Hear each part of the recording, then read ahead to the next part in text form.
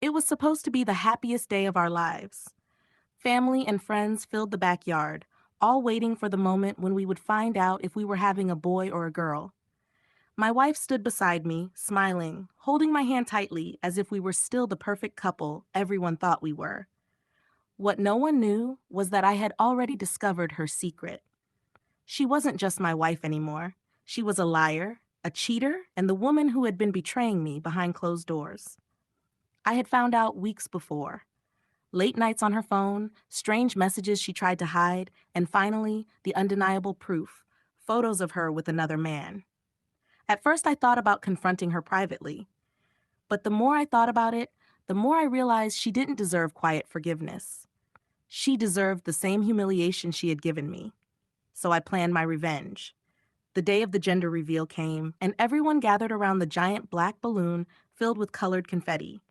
To her, it was just the big surprise. To me, it was justice. Instead of filling it with blue or pink, I had packed it with printed photos, her and her lover together, the ones she thought I'd never see. When the countdown ended, she took the pin, giggling, and popped the balloon. The cheers died instantly. Instead of pink or blue raining down, dozens of glossy photos fluttered in the air like poisonous confetti. Pictures of her wrapped around another man, kissing him, smiling at him in ways she hadn't looked at me in months. The crowd gasped, the silence deafening. My parents stood frozen, her parents' faces turned pale, and our friends stared in shock.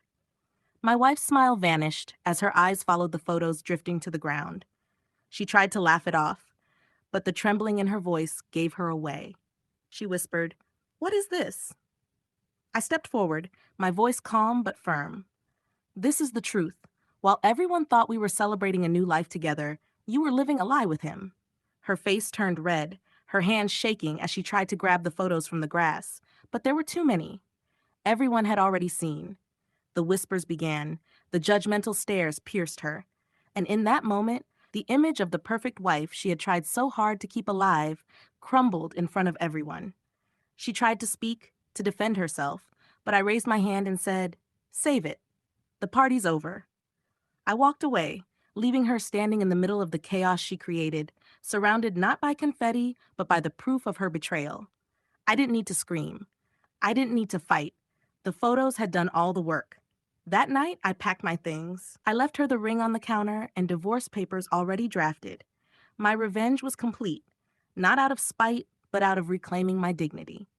Sometimes the best revenge isn't anger, it's showing the truth so clearly that the liar can never hide again.